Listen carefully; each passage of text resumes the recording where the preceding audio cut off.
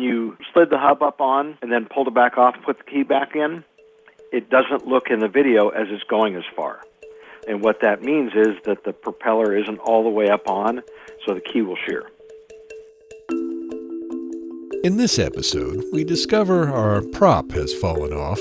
So we didn't think much about it till today, and I'm up on the bow about to release the forward line, and nothing was happening. Search for said propeller. He went down initially and didn't find anything. He came back up and we said, well, I think it's going to be in the middle of this slip. And discover a fun new method of travel upon the water. This is the way to go. This is the way to go. This is the way to go. I highly recommend it. Now, who can tell the class what happened here?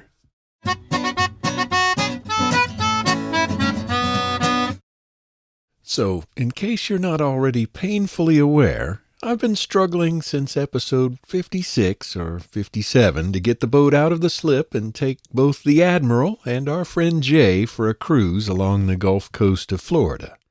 So if you're new to How Not to Sail, I'd recommend jumping back a couple of episodes, or even starting at episode 1. But hey, who am I to tell you what to do? Captain hailing Twin Dolphin Marina. Please switch and talk on 7272. Switching 7-2. Anyway, last episode we cruised up to Twin Dolphin Marina in Bradenton after going aground again. We bumped the ground again, which made me happy that I wasn't at the helm when that happened. And I managed to find the entrance to the marina and make 2 standing turns in amongst some much more expensive vessels until I lined up our stern to make the perfect docking. Stern in for conveniently accessing the power pedestal and whatnot. You got almost end the pier and you put it in forward just so that it would almost kiss the dock, but not quite. Except when I got almost all the way backed in. But it didn't do that. I lost power and bumped into the dock. I didn't think you hit it that bad, but, Our new friend Sam was waiting for us when we came in. There's nothing you can do about it because you just have to stand on the dock. You just have to watch it. Sam, the dockhand, was on duty when we came in. Thankfully, there really wasn't that much to see in our case, just a little thump into the rubber edge of the dock, and Sam had certainly seen worse. I've seen a vessel with a very untrained, probably first-time captain, come in past the break and hit about 4 or 5 boats, just knock an anchor off of one of them, hit the fiberglass. Yeah, it was real bad. It took them about 20 minutes to get in, but it was just cringing the entire time, like, please do not hit another boat, please. So I guess my arrival wasn't that bad. In fact, I was real proud of my helmsmanship until that last little bit. We were sitting there thinking, well, there's some sort of cavitation or something that kept it from doing that, so we didn't think much about it. Indeed, after getting shore power connected, starting the air conditioner, and tipping Sam for his patience, I gave no further thought to what had happened, since my priority was heading up to the office to check in, and, frankly, jumping in the pool. Unlike the Admiral, I really was never much of a pool guy, until I started cruising in Florida. After a long day of sailing, or motoring, or motor sailing, getting all kind of sweaty and odoriferous, there's nothing like hopping into a nice pool, possibly with a cold beverage. I remember the first time I sailed down to Marathon and anchored just on the other side of the bridge from Sunset Grill. Twice a day, I'd take my dinghy over to the dock, grab some food, and get a complete rinse in the pool. Now, don't get all offended. If you know what all other folks do in pools, then you know a few drops of sweat in 10,000 gallons of water doesn't amount to much. Anyway, this day, once I'd gotten sufficiently relaxed, I got changed into some dry clothes and we headed a few blocks into Bradenton, where the Admiral scored us an outdoor table at O'Brick's Irish Pub and Martini Bar for dinner. So here we were, safely ensconced in our slip in beautiful Bradenton on the Manatee River, within walking distance to all the food, beverage, and sightseeing we could want. We'd only gone aground once this day, and we're looking forward to a nice sail back home across Tampa Bay the next day. I think even Helen Keller can see what's coming here. Now, say it with me. What could possibly go wrong? How Not to Sail sponsored this episode by our awesome Patreon patrons, like my friend Neil, and by PYI Inc., makers of the awesome Max Prop propeller, and of course by the book How Not to Sail, which, like everything else How Not to Sail, you can find at hownottosail.com.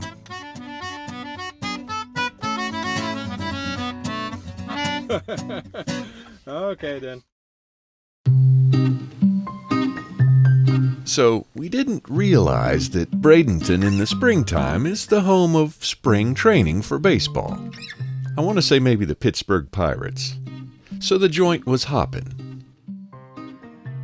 I'm glad we didn't have to deal with parking because as we sat outdoors at O'Bricks, we were able to observe one fellow apparently parking by Braille, as well as a couple of spirited discussions about who might be entitled to park where, based on some sort of ephemeral disability. All of that aside, Bradenton is a pretty cool place, although I don't think it scores as high on the Admiral's list as mine. I find Twin Dolphin Marina to be a little less corporate and a little more privacy-friendly than Marina Jack in Sarasota, although I certainly enjoy Marina Jack as well. And Libby in the office at Twin Dolphin proved to be very accommodating under challenging circumstances, although we won't get to test that until later in this episode. As I mentioned, they have a pool, they're in walking distance to a number of good restaurants, bars and such, and as a bonus, you can watch the train trestle upriver lower itself periodically as a train rumbles through town and north across the river. All in all, I think that Bradenton and Twin Dolphin may be a very underrated cruising destination. But enough about all the fun stuff. You want to hear about my latest f***up, right? Okay. So, after enjoying a fine dinner and overnight stay in Bradenton, our cruise was almost over. We got up in the morning, and I sent Jay and the Admiral walking into town to pick up breakfast so he wouldn't be dawdling past our checkout time, especially since Libby had a full marina booking coming in for some kind of event. What could possibly go wrong? Well, in this case, what could go wrong is that after scarfing down our breakfast, cranking up the Iron Jenny, that's the engine, turning off the air conditioning, retrieving the shore power cord and the spring line, and with Jay on the bow barely holding the last line, as I eased into forward gear. I'm up on the bow, about to release the forward line, and nothing was happening. I'm kind of like saying, okay, come on, put it in gear, let's go. Yep, nothing. Zero. Zilch. Nada. Bupkis. The boat did not move, and that was because the prop had come off. Which is a bad thing for several reasons. The most notable being, without a prop, it's kind of hard to get out of a marina with a tight fairway, let alone in time to make one's slip available to the vessel that's due to occupy it shortly. Also, if you've been following How Not to Sail for a while, you'll know that I replaced my old two-blade fixed prop about 4 years ago with a shiny new Max Prop feathering propeller, which is pretty sweet if you don't let some clueless dumbass install it in a hurry, such that it might, say, fall off in a marina later on. So, any guesses who that clueless dumbass might be? Let's just say I know him well. When you slid the hub up on and then pulled it back off, put the key back in, it doesn't look in the video as it's going as far. And what that means is that the propeller isn't all the way up on, so the key will shear. That's Fred, who happens to own PYI Inc., who makes the Max Prop, and as he explained to me just the other day on the phone, if you don't follow the very clear instructions and make sure the prop is fully seated and tightened down on the shaft, you might end up with some great material for a podcast on How Not to Sail. Now, you may or may not be aware that there is actual video footage, time-lapse no less, of me installing my Max Prop in about 10 minutes in the boatyard, And I'm actually going to make that YouTube video not public so nobody follows my clumsy example. But you can see it in the show notes at hownotosail.com/60. That's 60, like the episode number. But this is also a great time to mention the sponsor of this week's show, aside from our awesome Patreon crew, and that is PYI Inc., maker of the Max Prop line of feathering propellers and other innovative marine products, who were also kind enough to donate some swag for our upcoming end-of-season party. So shout out to Fred, Jerome, Eric, and the crew at PYI, and you can check out the Max Prop line of propellers and a whole bunch of other cool stuff, like their clamp jackets, which prevent you from cutting your hands on pesky hose clamps, which of course I've never done, at pyiinc.com. That's Paul, Yankee, India, November, Charlie.com. Tell them How Not to Sail sent you. But I suppose now you're wondering, did Bradford and the crew ever actually find that wayward propeller? After all, the water here in the Manatee River is 15 feet deep, soft muck, and no visibility. And what about getting out of the slip that someone else has booked? Well, the first thing I did was call Towboat US, where I've absolutely gotten my money's worth out of the full gold unlimited membership, or whatever you call it. So we can do this at 3 o'clock. We're real busy today, and it's a far tow. We may be able to actually bump that up, but we got another job, and he may be finished earlier than 3. I gotta say, I love me some Towboat US. And there's a very good chance if you get out there and actually do stuff on the salty water, you will too. But next, I needed to run up to the marina office to let Libby know that we wouldn't actually be leaving the slip just yet. And that I was very sorry, but glad to pay for another half day or night or whatever I could do to make up for my boneheaded mistake, as I reported back to my intrepid crew. Either we can do a late checkout, or she can add a night if it gets to that, so there we are. Libby was very understanding and said she would shuffle arrivals around if needed. For obvious liability reasons, she didn't want me diving in the marina, but she was kind enough to find a diver and get him on his way. Do you think this guy can do it? So he doesn't have his full kit, so he can find it, and that's it. So $100 to show up, and might take an hour, they think. We'll see about that. We were only cautiously optimistic, at best, that the diver would be able to find the prop in the deep, fuzzy muck at the bottom of the marina. So here we are waiting on the diver to hopefully come retrieve our Max Prop from the bottom of the slip here. We had every reason to believe the prop came off just as we were halfway into the slip, but it could have been flung off a fair distance from the boat. He went down initially and didn't find anything, and we sort of told him, he came back up, and we said, well, I think it's going to be right in the middle of this slip, because where I think things began to happen. It turns out it was probably a good thing I didn't try to find the prop myself. So he goes down again, and he comes up, and we couldn't tell whether or not he had it or not. Because when he did finally locate the prop, he said he bumped into it with his head, because he said there was no visibility down there. And he hit the thing of it, and he was kind of complaining about hitting his head, but we got it out.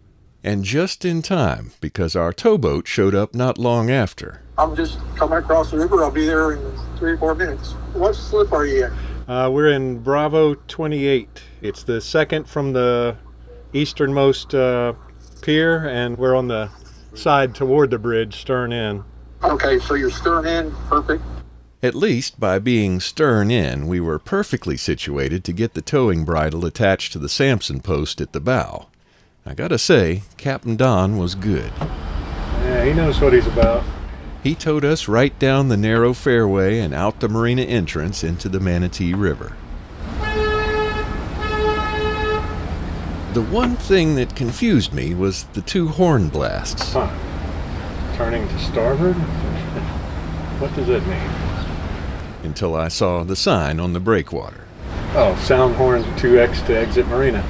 And then all we had to do was steer enough to stay behind Captain Don as he towed us 20 miles across Tampa Bay.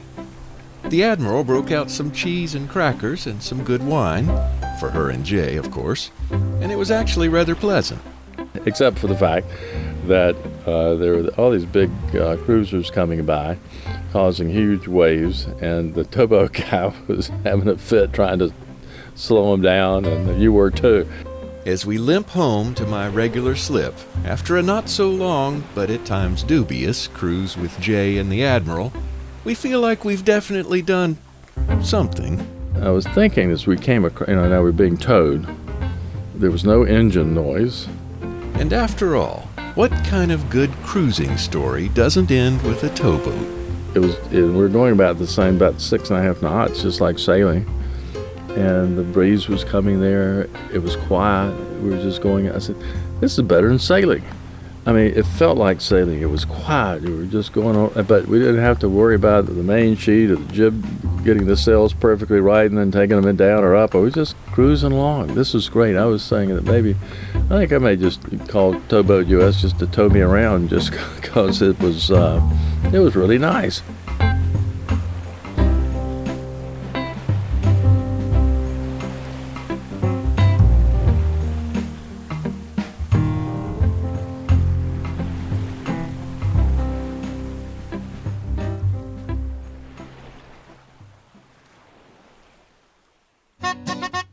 Okay, that concludes officially the end of Season 3. But stay tuned in a couple of weeks for info on that end-of-season online party. Hey, Bradford, it's Brad. I'm here to tell you I need to party. All right, we'll talk later. See ya. If you haven't been to one of the first 2 parties, you missed out on a fun time. And once again, we'll have some great guests, including you, some dubious prizes, and some very useful ones, like those clamp jackets from PYI Inc., some trivia, and possibly even some nautical music from someone you might know. Big thanks to Brad and Ed for getting the ball rolling on the How Not to Sailor hotline.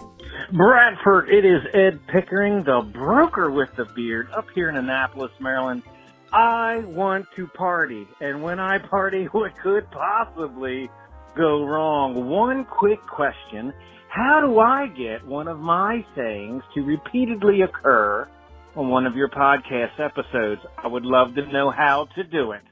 I'll talk to you soon, brother. Have a great one. And remember, you can learn how not to sail. I didn't quite understand the last part of Ed's message at first, but upon further follow-up, it was revealed to me that Ed was referencing how I would often say, but irregardless, as my friend Bill would say. I'll ponder that, Ed, especially since you were so diligent and generous in brewing the coffee up there in that sailing town. And of course, not because you have 400,000 sea miles. Seriously. Anyway, I'm going to take a moment and completely unplug for a few days, and maybe put a propeller on and go somewhere.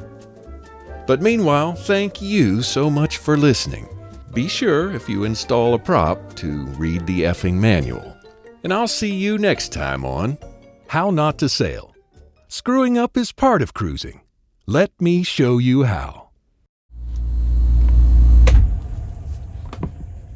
Hey there, it's Bradford. Just had to turn the air conditioning off there.